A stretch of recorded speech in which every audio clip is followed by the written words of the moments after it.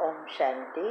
आपका प्रश्न है कि नॉलेजफुल कभी किसी के स्वभाव संस्कार से टक्कर नहीं खा सकते, ये वरदान समझना है।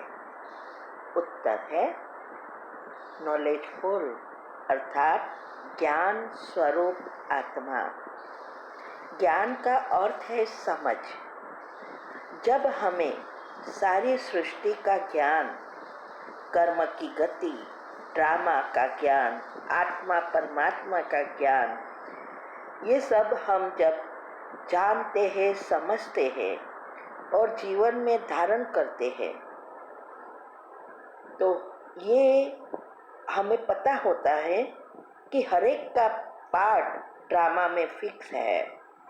हर एक का अपना अपना स्वभाव, संस्कार, अपनी व्यवहार, पार्ट सब अलग अलग है और अपना होता है। तो जब भी कोई परिस्थिति आती है, वो अपने ही कर्म का फल देने आई है। हम जानते हैं, हमें नॉलेज है, ज्ञान है कि इस परिस्थिति या कोई व्यक्ति या चीज का कोई दोष नहीं होता है। ये हमारे कर्म ही ऐसे हुए हैं, जाने अनजाने इसका फल बनकर आया है। वो व्यक्ति, वो तो निमित्त है, ये ज्ञान है, ये समझ है। तो इस समझ से परिस्थिति को छोटी करना या बढ़ाना वो हमारे हाथ में है, और वो भी हमारी बुद्धि पर निर्भर रहता है कि कैसे उसको छोटी करे या बड़ी करे। जब हमारी बुद्धि सूक्ष्म पवित्र बनती है, तब हम बड़ी बातों को फुल स्टॉप लगाकर, छोटी बनाकर नए कर्म को बदल देते हैं, कर्म को संबंध में परिवर्तन कर देते हैं, अच्छे कर्म बनाते हैं। जब हम ज्ञान स्वरूप बनते हैं, तो सभी के स्वभाव संस्कारों को जानते हुए कभी भी सामने रिएक्ट नहीं करेंगे, क्योंकि हम जानते हैं कि ये इसका ही स्वभाव है और हमारे कर्म के अनुसार वो व्यक्ति हमारे जीवन में आई है हिसाब किताब चुकता करवाने। तो हम कभी भी रिएक्ट नहीं करेंगे और ना ही हमारे मन में इस बातों को चलाए रखेंगे या पकड़ के रखेंगे। हम क्षमा कर देंगे, और ये जो फुल स्टॉप लगाना है वो तब ही पॉसिबल होता है जब हम इस कर्म की गति को अच्छी रीति समझते हैं कि हमारा ही फल क्या कर्म का फल है। अभी हमें पुराने हिसाब किताब चुकता कर अच्छे कर्म में बदल कर अच्छा भाग्य बनाना है। ये हम अच्छी रीति इतना समझ लेते हैं या समझ में आया होता है, जिससे हमारा प्रयत्न हमेशा कर्म को, पुराने को समाप्त कर और नए कर्म अच्छे बनाए। अगर हम मुख से कुछ ना बोले लेकिन मन में चलाए रखते हैं, जितना हम चलाते हैं उतना हम ही पाप कर्म को खींचकर उस स्थिति को बड़ी कर देते हैं और भविष्य भाग्य को भी बिगाड़ देते हैं। तो वो इस बातों को अगर अच्छी रीति समझ लेते हैं तो वो बहस नहीं करेंगे या ना मन में चलाएंगे, लेकिन उससे किनारा कर लेंगे। किनारा करने का अर्थ क्या है? ऐसे नहीं कि उसको छोड़ देंगे। किनारा करना अर्थात समझना और उस समय उसको अच्छे भाव से बदल देना।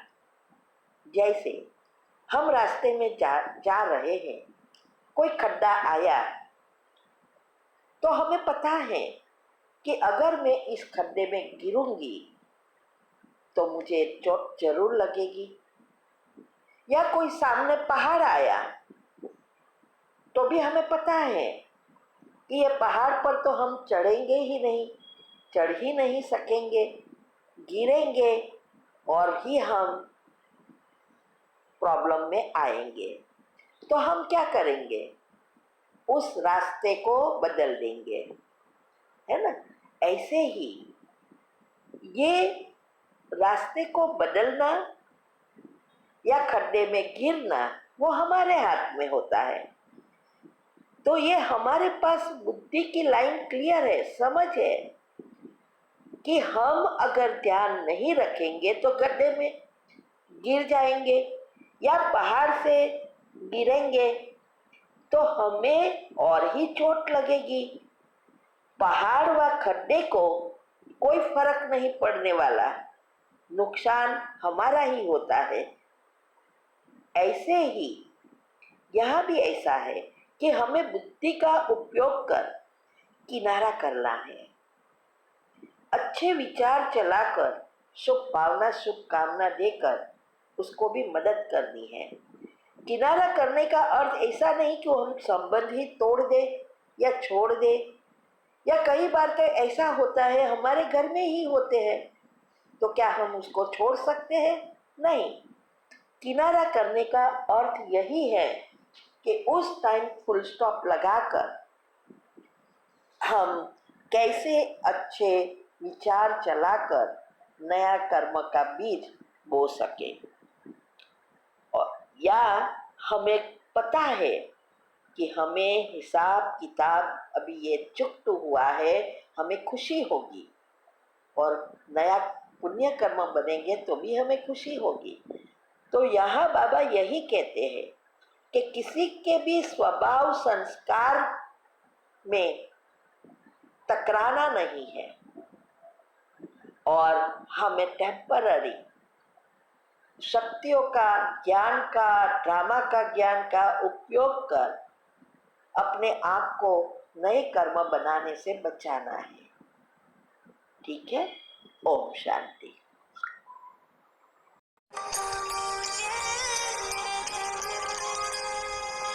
संकल्प शक्ति 121 सकारात्मक शब्द से ही बुरी वृत्तियों और संस्कारों को नष्ट करता है।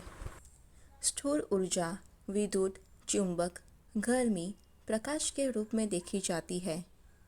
इन शक्तियों का उत्पादन कहीं और होता है। तेल डाल देने से पानी की सतह पर फैल जाता है। थोड़ा सा जहर सारे शरीर में फैल जाता है। ऐसे ही शांति और प्रेम के शब्द जब हम मन में रिपीट करते हैं तो वह शरीर की हर कोशिका तथा ईथर द्वारा पूरे ब्रह्मांड में फैल जाते हैं। यह शब्द अच्छाई से टकरा टकरा कर शक्तिशाली बन जाते हैं। जैसे जंगल में माचिस की तीली से निकली आग प्रचंड रूप ले लेती है। शांति और प्रेम दूसरे व्यक्तियों एवं प्रकृति के परमाणुओं को बदलती है। संगीत का शरीर व मानसिक स्वास्थ्य पर प्रभाव पड़ता है। ऐसे ही शांति, प्रेम तथा सकारात्मक संकल्प एक संगीत की तरह प्रभाव डालते हैं। ध्वनि यंत्र इसी नियम पर बनाए गए हैं। अग्नि शक्ति का केंद्र है, इससे भोजन बनता है, कारखाने चलते हैं, बारूद बनता है, अग्नि ही जीवन है। ऐसे सकारात्मक शब्द से अनंत गर्मी पैदा होती है जो बुराइयों को, बुरी वृत्तियों को, बुरे संस्कारों को नष्ट कर देती है। भौतिक विज्ञान बाहरी जगत को प्रभावित करता है। आध्यात्मिक विज्ञान आंतरिक क्षेत्र को प्रभावित करता है। भौतिक विज्ञान सुख स्वधर्म का उत्पादन करता है। ओम शांति।